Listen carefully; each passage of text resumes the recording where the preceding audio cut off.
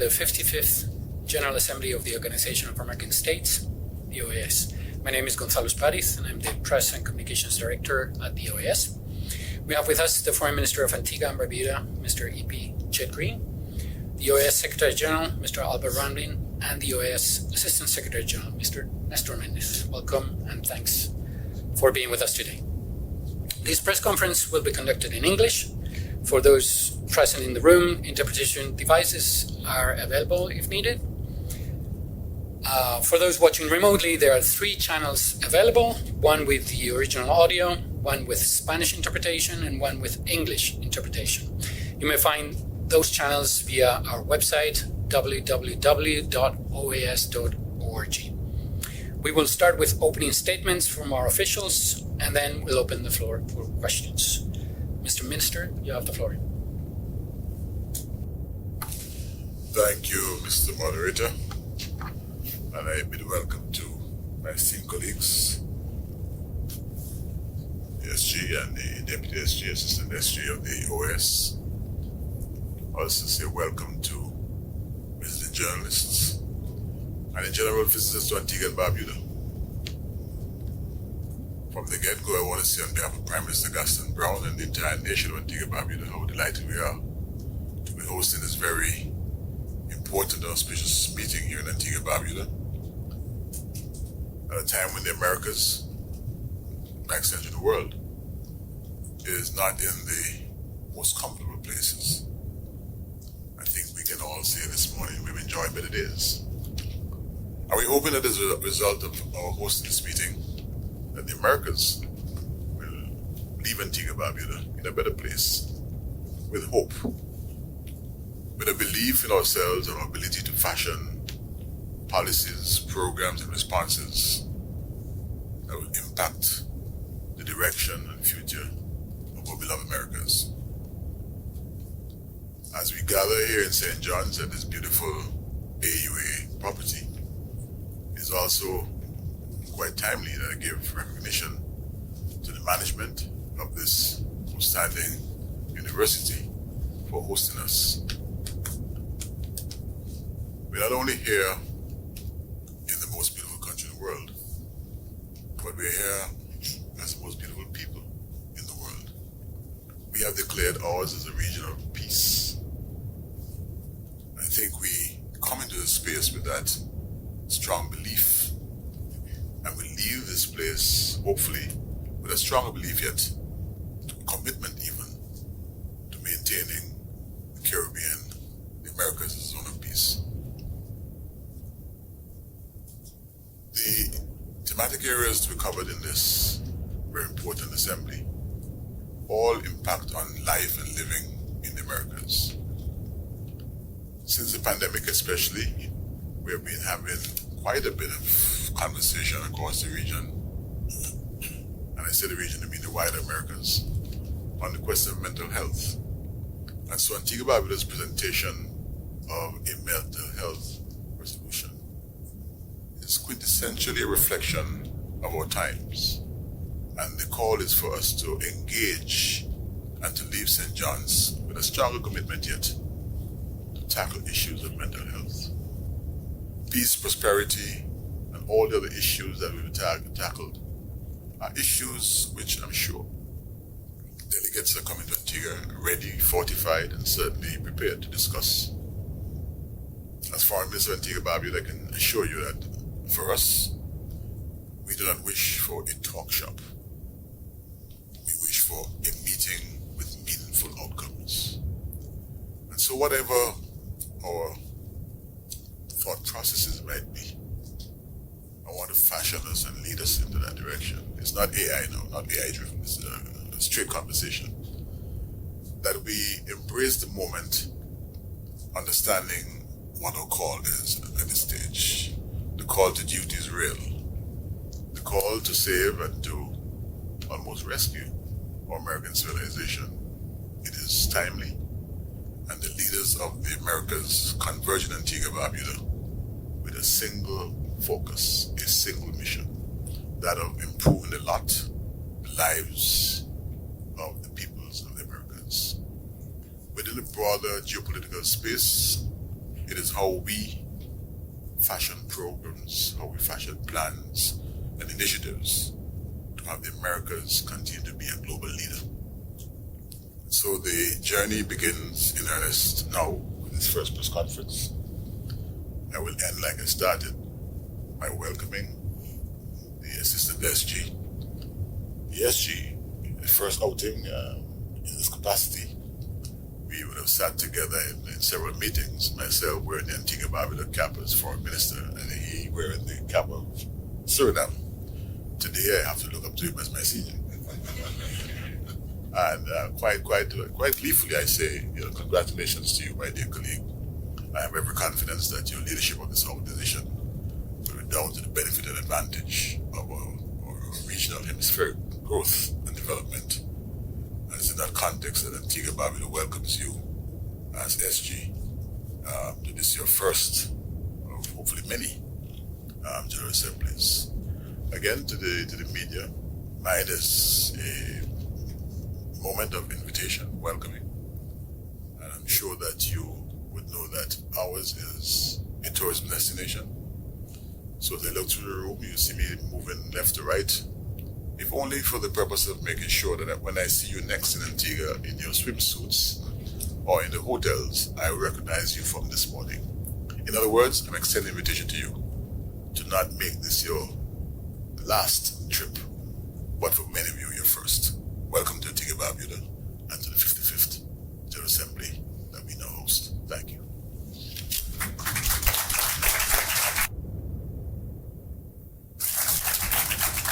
Thank you, Mr. Minister. Mr. Secretary General, you have the floor.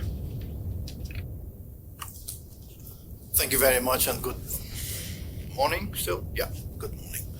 Antigua time, good morning. I first of all want to welcome Mr. Chad Green, the Minister of Foreign Affairs, Trade and Barbuda Affairs of Antigua and Barbuda, who has been a strong supporter of the inter-American system in different capacities.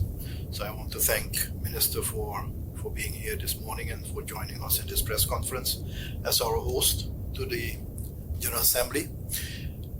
I believe this General Assembly takes place for several reasons in a very particular, interesting, if you wish, some would say challenging environment, both from a global perspective as well as from a regional perspective. And it adds a certain degree of responsibility to all of us, especially the heads of delegations who will be attending this meeting, the ministers, to utilize the time we have over 2.5 days here effectively so that we can have a frank, open discussion on these developments, because these developments have major impact on our lives.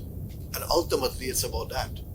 Ultimately, whatever we do is for the people we serve.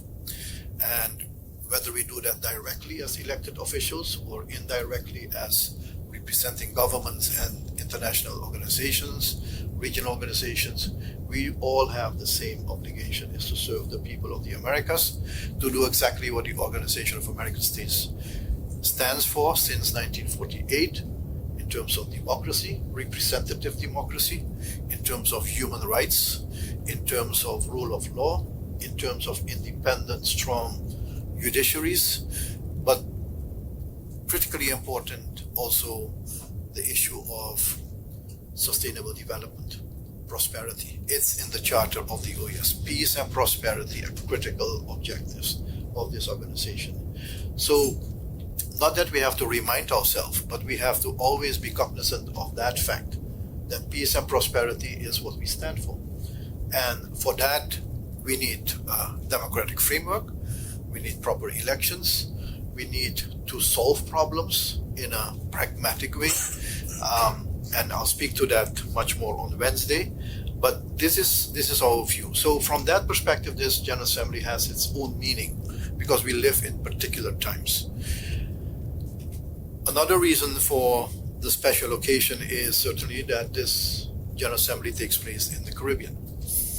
A small grouping of countries, but powerful in terms of its assets, its experiences, in terms of democracy, in terms of human rights, in terms of civil society engagement, in terms of trade unionism, and being all of them, each of them, particularly small economies in today's world, have demonstrated to be resilient. We can take excellent lessons from that in terms of how we deal with larger problems in the hemisphere. So the region has agreed and has supported the election of Caribbean National as Secretary General, and I think it is with that ambition, but also with that reality of that experience which we represent within this region of unity, able to work together, although the countries are all different, towards the same goal, a common goal, and that's to create a better life in the Americas and certainly in the Caribbean. So, as Secretary General coming from a Caribbean country, it's a particular pressure, Minister, to be here in Antigua and Barbuda.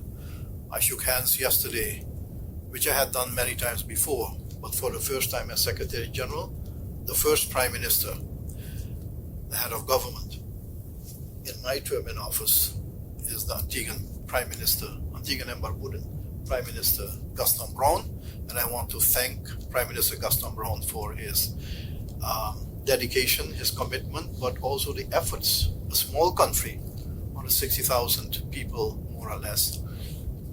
How much? 100,000. The 60,000 will come if you all visit. 100,000 even. So it's not a small effort. It's a real commitment you must have to be able and willing to spend so much money on an energy and capacity to organize such a meeting. So this meeting has so many facets which should inspire all of us to, as the minister said, to focus on deliverables, to focus on concrete issues. The time for talk is there sometimes, but the time to walk is even more important today. So that's a Caribbean expression, and I take the advice of the minister very highly. I want to thank Ambassador Sanders also as permanent representative of Antigua and Barbuda to the OAS for his contribution and his work. I'm pleased to see in the audience here some of our permanent representatives and permanent observers, very important, and senior officials of the organization. It's very important. But of course, our addresses to the media here present and also those virtually taking part. Antigua and Barbuda it's not the first time the country hosts a big conference, a large conference. Last year I was here in a different capacity at the Small Island Development States Conference, which resulted in very concrete proposals. Minister, I hope to see the same happening here, and that we can have a forward-looking agenda. Now, with regard to the agenda, the preparatory committee has approved and agreed on an agenda for this meeting. And from my perspective as Secretary General to the organization, with a clear mandate of member states to make the OAS much more relevant, much stronger, more efficient, more transparent, revitalize the organization as the main vehicle in our hemisphere for multilateralism among member states. Based on those requests, instructions, marching orders of member states, we have started the process of making the OAS stronger internally in terms of the workings of the OAS. So this is something which we will present here, our vision for the future of the OAS as a multilateral institution, and multilateralism is of critical importance in this hemisphere, especially now when we have so many issues to deal with. We will speak also about the Summit of the Americas, and I hope that the tone, the first thoughts with regard to what should happen at the Summit of the Americas, when the leaders of the Americas will come together in Punta Cana in Dominican Republic early December, that the tone is set here in terms of what we expect from that summit. So that is the second, and we have an opportunity in the private dialogue to speak to that and to hear from ministers where their priorities lie and also where they need to we need to focus on. The last one is something which I think is also very important, is many comments are made about the state of play in the hemisphere. And the state of play in the hemisphere, depending on how you look at it, can be seen as one where the hemisphere is divided and where there are issues and problems, which of course for a certain part is true. But I think we have another way of looking at what is happening in the hemisphere. It's a very diverse hemisphere, socially, economically, politically, legally diverse, historically, in terms of language. But that diversity is not a disadvantage. It should be an advantage to building a stronger community. We can learn so much from each other. We can benefit so much from each other. So what I'm looking for also in the debate here is a more positive, forward-looking, constructive agenda on what is uniting us and not what is dividing us.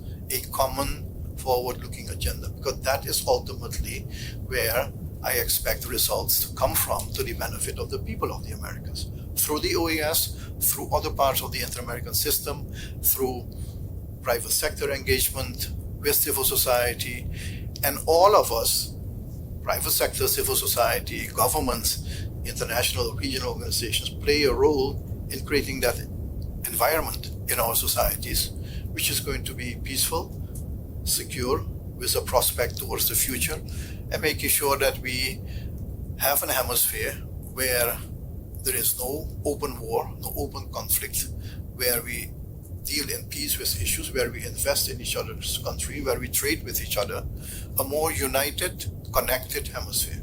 I hope that this General Assembly, under your leadership, Minister Green, will set the tone, and I hope that tone will translate also in Punta Cana. So these are the three things I expect from this General Assembly. I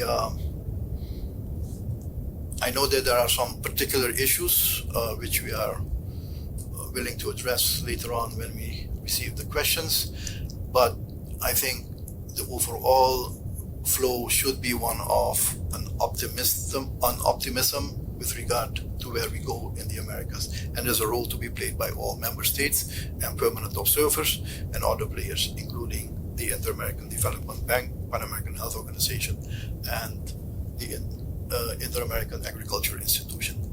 So thank you very much, Mr. Gonzalo, and we'll be open to questions. Thank you. Thank you, Mr. Secretary General. Mr. Assistant Secretary General. Thank you very much, Gonzalo. Minister Green, SG. It's a true privilege to be in Antigua and Barbuda. I feel at home in the Caribbean. I guess those who know me know this is my extended home. I want to echo the words of the Secretary General in expressing our deepest gratitude to the government of Antigua and Barbuda and all its authorities for their very warm welcome, literally warm welcome in this beautiful island state. I would like to say a special hello and thank you to the Minister of Foreign Affairs, Trade and Barbuda Affairs, the Honorable Paul Chet Green, and good friend, the Ambassador Ron Sanders, the permanent representative of Antigua and Barbuda to the OAS, Ambassador Liverpool in the back there quietly managing everything from his cell phone, and his team, of course, who have been working tirelessly to put this event together. Thank you for your exceptional support, your dedication, hospitality, and of course your commitment. We have worked closely with our team from the OAS with them over the last months to make sure we have a good General Assembly. I also wish to express our thanks to the media representatives who are joining us today. Your work, as we all know, is essential to keeping our citizens informed. Your work is more important than ever to promote open and transparent dialogue on the issues that impact our region. Thank you for your dedication and thank you for being here. The General Assembly, as you know, is the OAS highest political authority, and its decisions will guide the activities and priorities of the regional body over the next year. Since 1971, 23 of our member states have hosted the regular General Assembly. We are very pleased to return to the Caribbean region for the first time since the 32nd session held in 2002 in Barbados. Over the next 3 days, our foreign ministers and other high-level authorities from across the continent will gather to address some of the most urgent and complex challenges facing our hemisphere. The government of Antigua and Barbuda has chosen as the theme for this assembly, building resilient, inclusive economies in the Americas. This theme emphasizes the need for the region to focus on building economies that can withstand shocks and ensure equitable participation for all citizens. This involves addressing challenges such as climate change, economic inequality, disaster preparedness. This General Assembly, as the SG mentioned, represents a valuable opportunity to discuss and advance the regional agenda on these crucial matters. As is our tradition and responsibility, these issues will be discussed not only among representatives of member states, but also with various sectors of civil society, youth, women, indigenous peoples, people of African descent, entrepreneurs, workers, and the LGBTI community. All of these actors are key players in the development of our region, and their voices are essential to their deliberations. I am pleased to give you now some of the statistics that we have compiled so far on the attendance at this second regular session of the General Assembly. As of 7 a.m. this morning, the General Secretariat has processed 650 accreditations, of which 190 are representatives from our member states, including 17 foreign ministers accredited as heads of delegation and 14 vice ministers and other high authorities. 84 representatives from 32 permanent observer countries to the OAS have also been accredited. The Secretariat has processed 327 registration requests from civil society organizations, social actors, labor organizations, and private sector entities. Additionally, we are joined by 36 institutions, including international organizations, regional or sub-regional intergovernmental entities, and specialized OAS bodies, with a total of 49 delegates. I would like to highlight some of the key issues that are included in the agenda for consideration of member states. These include concrete solutions to be brought to bear as a matter of urgency to resolve the grave security and institutional crisis in Haiti, advancing hemispheric initiatives on integral development, as the Minister mentioned, addressing the critical mental health crisis in the Americas, and others such as recognizing the contributions of Pope Francis to inter-American values. Additionally, during the fourth plenary of the Assembly, elections will be held for 3 members of the Inter-American Commission on Human Rights, 3 members of the Inter-American Juridical Committee, 1 member of the Administrative Tribunal, 1 member of the Audit Committee, 2 members of the Justice Studies Center of the Americas.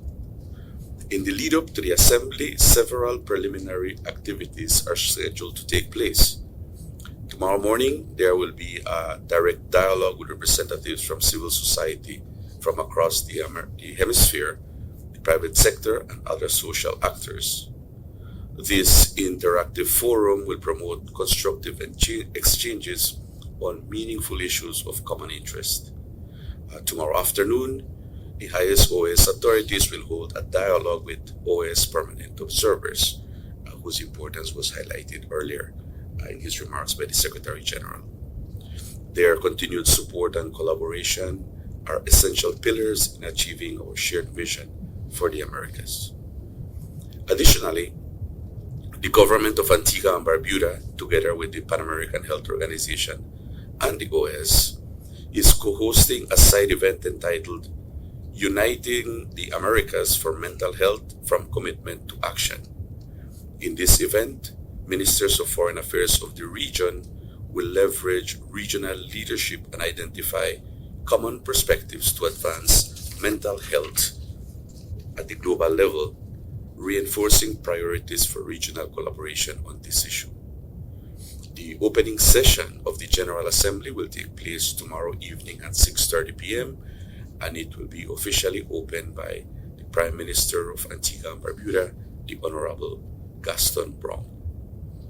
In preparation for all of these events, we have worked tirelessly to ensure a rich and meaningful agenda that reflects the priorities and concerns of all our member states. We look forward to fruitful discussions on these topics, and I am fully confident that this 55th regular session will be a resounding success and a milestone in our ongoing pursuit of a more integrated, secure, and sustainable hemisphere. Thank you, Gonzalo. Thank you, Ambassador. Now we'll open the floor for questions. Questions from the floor? If you can identify yourself, please, and the media outlet you represent, and who you are addressing the question to, please. Thank you. Good morning. My name is Robert Emmanuel. Good morning. My name is Robert Emmanuel. I'm with Antigua Observer. My first question is to the Secretary General. You would have answered one of my questions, so I would have had to shift it a bit. But essentially, it's how would the OAS under your stewardship look to address? I know you said about much of your institutional challenges, whether it be your financial challenges, the lack of political will from my perspective towards addressing many of the regional issues, as well as you said, making the organization run more efficiently. You spoke in your press conference, in your comments just now, about trying to make the organization, essentially trying to bring together the organization using the diverse thoughts and diverse ideologies within our region to craft a common forward-looking agenda. And as yourself stated, you are a Caribbean Secretary General, the first Caribbean Secretary General, and now you're hosting an OAS General Assembly in the Caribbean. Taking into account your Caribbean heritage as well as your experience being a Caribbean diplomat, how do you plan to craft this constructive dialogue at this General Assembly? Thank you.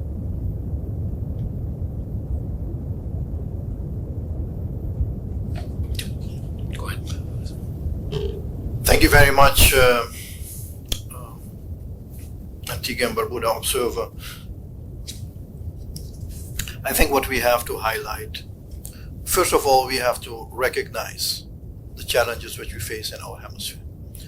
And the majority of our challenges which we face have to do with many countries, whether it's migration, whether it's climate change or climate crisis, whether it's economic resilience, building, whether it's security.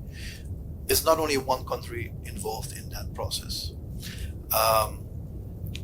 So we have a situation where when you have the majority of your problems in the inter-American system, in the hemisphere, with a cross-border nature, we need to work together. So if the OAS did not exist, was not created in 1948, I think under the current circumstances, we would have missed it terribly, because there would be no platform to discuss these issues. So the OAS has almost an intrinsic historical value, which we need to share not only, but also support and cherish, because that's the only vehicle we have to meet around the table and talk frankly with each other, with respect and openly, so that we can put the problems on the table and find solutions. And that's exactly what is the purpose of multilateralism and the purpose of the OAS. There is indeed a degree of skepticism with regard to the delivery capacity. What is the OAS meaning really for the people of the Americas? And that's something which we are working on to demonstrate that to the Americans. We want to bring the OAS closer to the people, closer to the countries in our hemisphere, so that the value is not only seen or felt, but is also embedded in the society. And that means working with private sector, working with civil society, because all of us benefit from what the OAS is doing. I hope to give tomorrow some examples of that value. So that's the first thing. Recognize the issues, be willing to accept that there is a platform. The OAS is not a solution for everything, but the OAS has a convening power to bring countries together, to bring institutions together, which can help facilitate a solution. We have to possibly do better. That is the efficiency operation which we embark on within the OAS. We work much closer with member states. That's the intent, to listen to member states, because they are the owners of the OAS. There's a management, and I intend to manage and leave the politics to the member states. But the institution will have to deliver on what member states want. So this is the second, third thing which we want to do. The last thing is important, and that is the maintenance of peace and security in our hemisphere. And that is not only a responsibility for the OAS, it's of course a responsibility for the member states. We want to promote dialogue, consensus building, and we want to make sure that we have the capability to have respectful discussions, even if we disagree. Even if we disagree on methods, that we can listen to each other. It's a different environment which we want to create from a political perspective, with involvement of the whole inter-American system. And there are many inter-American institutions. I mentioned 3 of them before. Pan-American Health Organization, critically important also for the issue which Prime Minister Gaston Brown has put on the table on mental health, or if you want, non-communicable diseases as well. The OAS has played a role in it. We are not an health institution, but we can give political momentum to these issues so that the Pan-American Health Organization can take and run with it. The same is the case with the impact on development. The crisis which we have because of hurricanes in the region, not only in the Caribbean. There are many other countries which face natural disasters. How do we facilitate a process? Well, we engage with the sub-regional banks. We engage with the Inter-American Development Bank. Again, the OAS is not a development financing organization, but in the political discourse, we must make sure that the OAS provides attention to these issues. And once it gets there, then the mandate following to the institutions that need to execute will follow as well.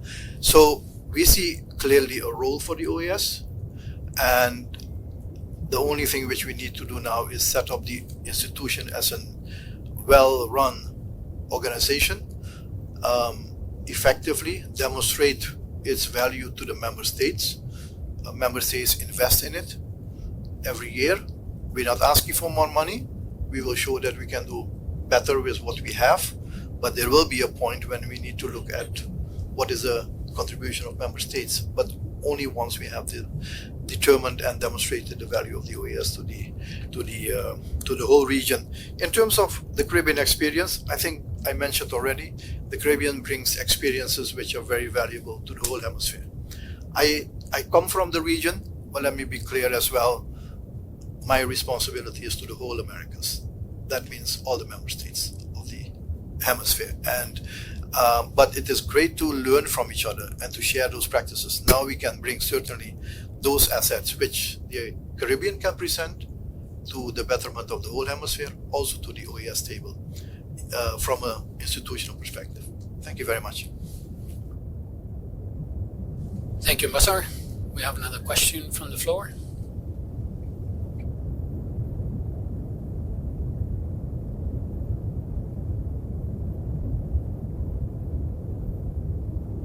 Good morning. Rakib Aprisi from the Antigua Barbuda Broadcasting Services.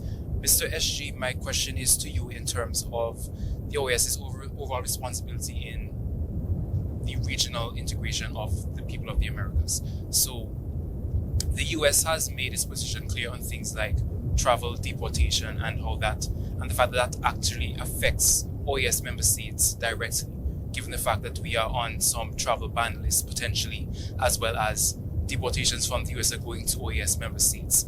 And seeing as the US is a member of the OAS, any indication from any of the member states regarding possibilities of any side meetings with the US on these issues, or will that be discussed generally?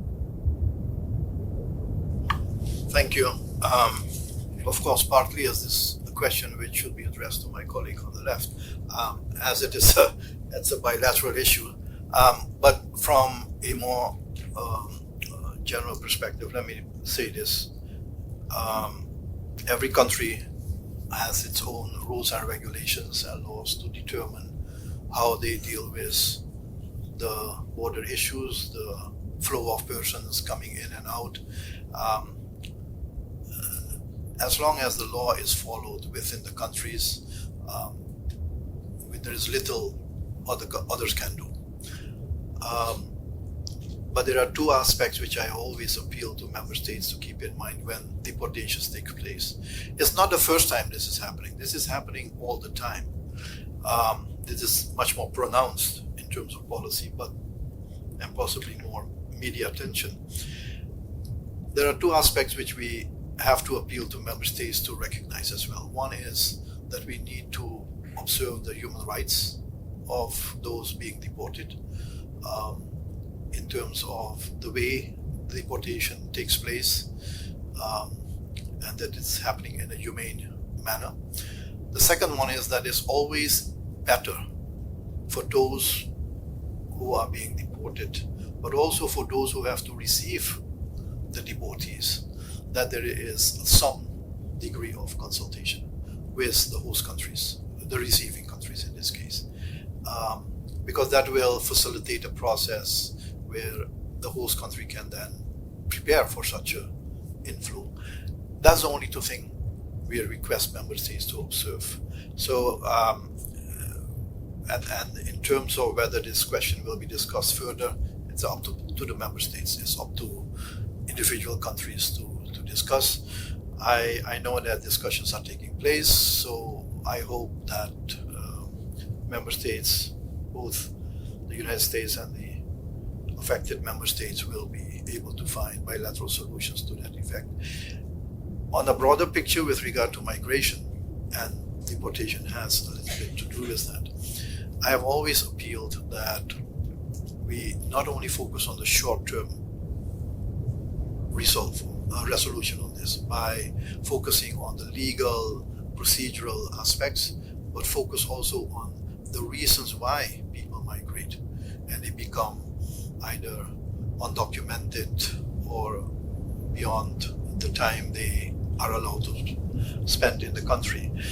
The reason why has to do with what underlying causes are there for migration to take place. In the most cases, it's forced migration because of security issues, no prospects for the future in a certain country, in their own country, and sometimes natural disasters, political instability.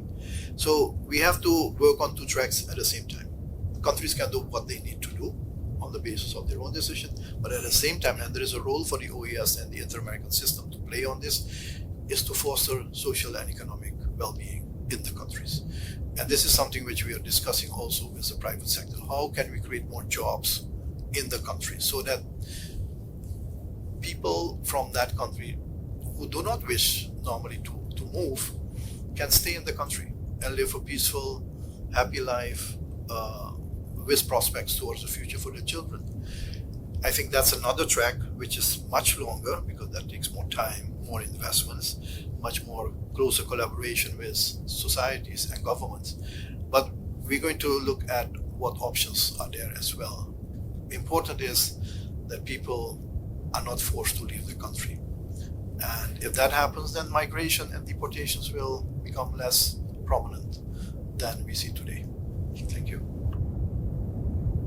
Thank you, Ambassador. Before moving on to more questions, let me make a brief announcement. I've been told that some people viewing us through the webcast are experiencing some technical difficulties. I wanted to reassure them that we will be posting the full video and audio of the press conference in our website, our YouTube channel, and all our social media, so you will have access to the full press conference. Are there any more questions from the floor?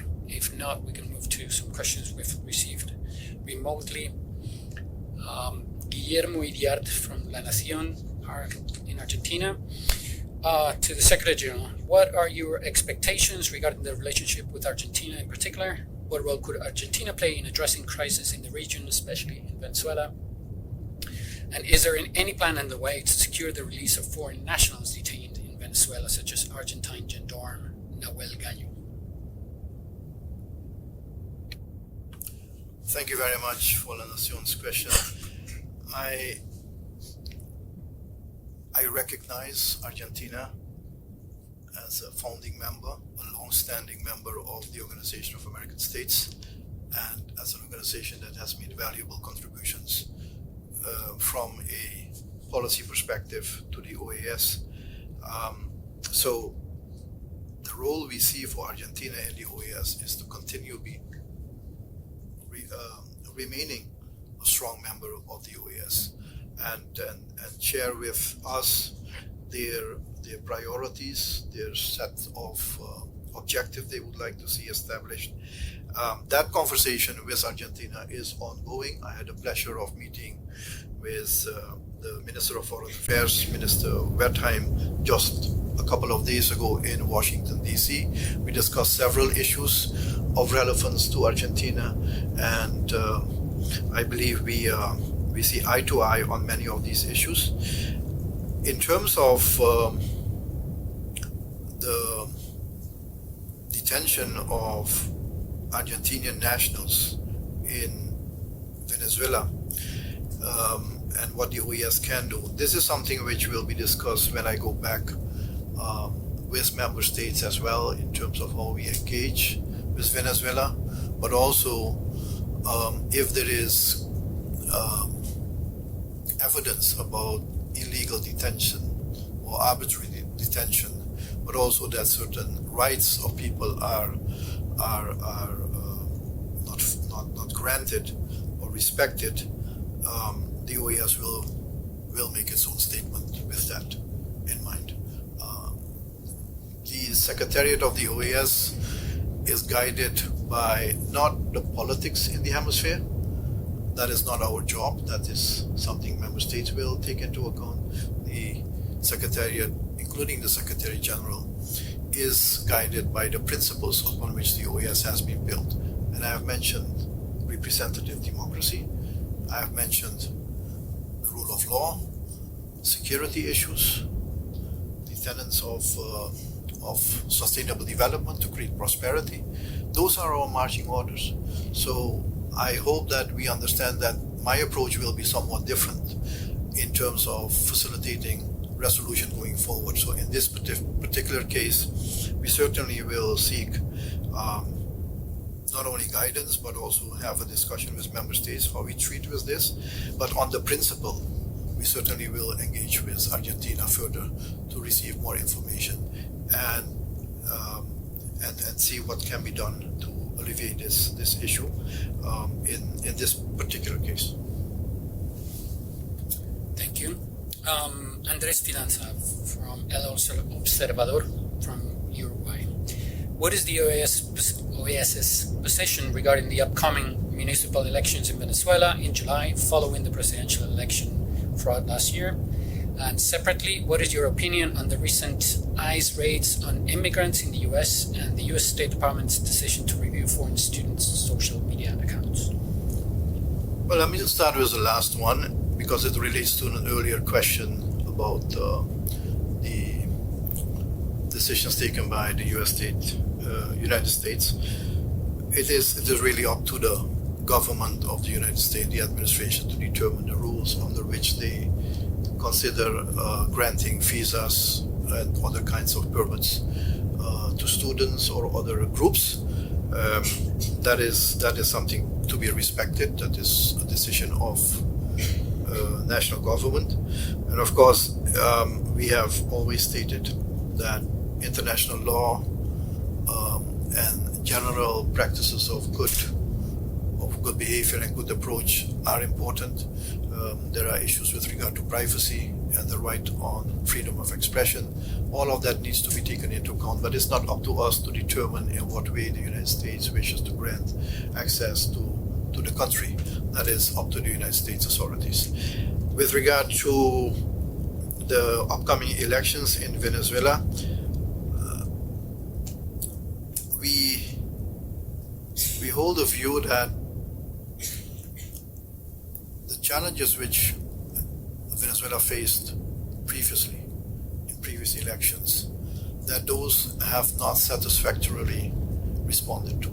We have requested, many countries had requested information with regard to the tallying, the counting of the ballots, the proof of that, the evidence of that, so that we could determine exactly in what way the election results were going. That has not happened. So what I hope for the elections are important at whatever level elections are, that they will take place in an atmosphere whereby there is no rejection, or that every citizen of Venezuela will be able to participate in the election free and without fear. I think it's important that we see full participation of political parties in this process, and that once the election has taken place, that we see in a more transparent way in what way the election outcome or the electorate has decided to vote and what the outcome is. So we will be awaiting that process. Free and fair elections are critical elements of the work of the OAS as well, but it's certainly something which requires full attention, and I hope that the authorities in Venezuela will be allowing for a full, transparent process for the elections at the level of the mayors. Thank you. We have a question from Jason Calderon from NTN24. Former OAS Secretary General Luis Almagro stated that dictatorships in the region should not have a seat at the OAS table. What is your position on these statements, and what role do you believe non-democratic regimes should play within the OAS? Let me say that Luis Almagro and I know each other for a long time, so I respect him. I don't think it would be proper for me to comment on his comments at the moment. But from a general perspective, I have stated before that it's not up to the Secretary General to determine which side the OAS should take in any conflict. The role of the OAS is to be an honest broker, and we cannot take sides. We take sides on principles, not on politics. So the principles, that's where we take sides on. Human rights issues, the observance of human rights, the rule of law, the representative democratic processes, promoting peace and security. We will take sides on that, on a principle basis, but not on the politics. It is member states who will determine whether a country can be part of the OAS or not. It is not up to the Secretary General to do that. So I think it's important that we keep clear what the role is of the Secretary General and the member states in this regard. Thank you very much. Eva Rodriguez from AFP. Do you believe this is also for the Secretary General, do you believe the proposals in the draft resolution on Haiti are sufficient to change the situation on the ground? And the second question is regarding the conflict in Iran. Will you address the issue? Has a joint declaration been planned? With regard to Haiti, I'm very pleased to see that this General Assembly will consider a resolution on Haiti. It contains certainly the elements which need to be addressed. resolution will form certainly a basis for further action. We have announced within the OAS already that the Secretariat is preparing, in collaboration with member states, in collaboration with authorities and the mission in Washington, D.C. of Haiti, a roadmap which will include different pillars, 5 pillars, from security, humanitarian assistance, to political processes, consensus building, formulating an agenda towards the future, as well as the holding of representative elections, and then a plan for building economic resilience. For us, it's critical. All these elements, the resolution, the debate, the commitment, the solidarity which is being expressed towards Haiti at this General Assembly, but also beyond, it's critically important that we recognize 2 elements that need to be observed. One is it must be under Haitian leadership. The ownership of the process must be Haitian-led. And that's why we need to work with the Haitian authorities. And I know that there is enormous commitment from within the hemisphere to materialize that. The second element is that we have, as an Inter-American system, certainly as the OAS, been working for many, many years in Haiti to get a more structural approach to betterment.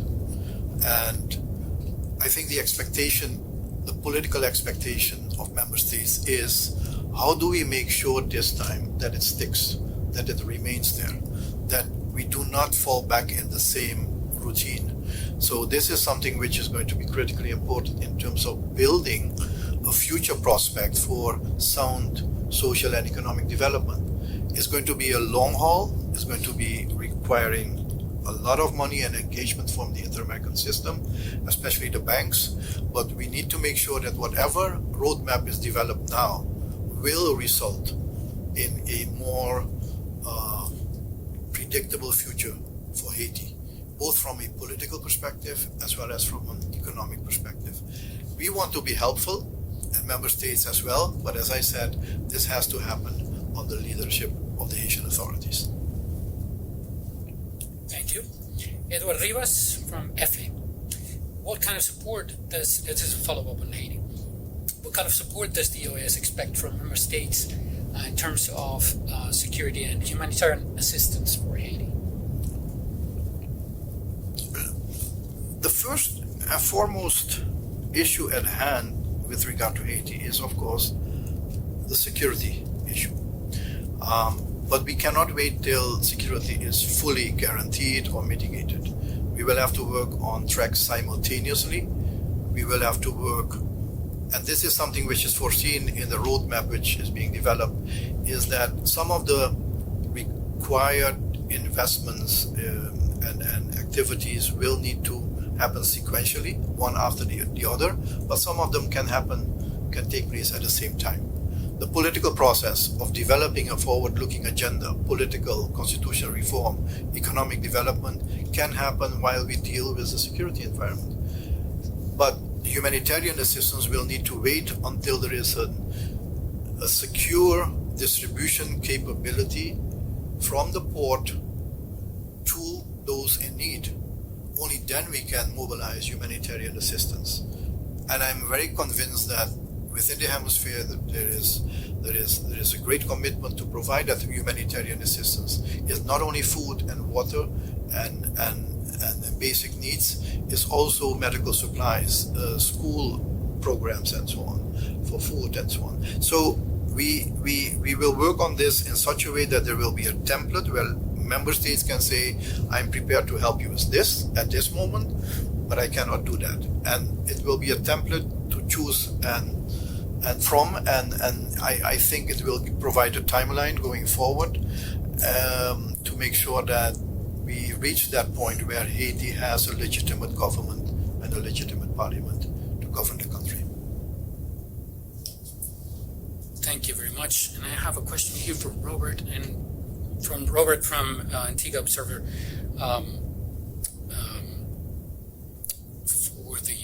For both Minister Green and the U.S. Secretary General, and I don't see him here. At the summit, it is expected that diplomats will discuss a resolution on the critical mental health crisis in the Americas. While it is a good first step that after years of ignored activism by civil society groups for our governments and our region to take mental health seriously, how does the OAS or how will the government of Antigua and Barbuda plan to expand this resolution? Thank you, Robert.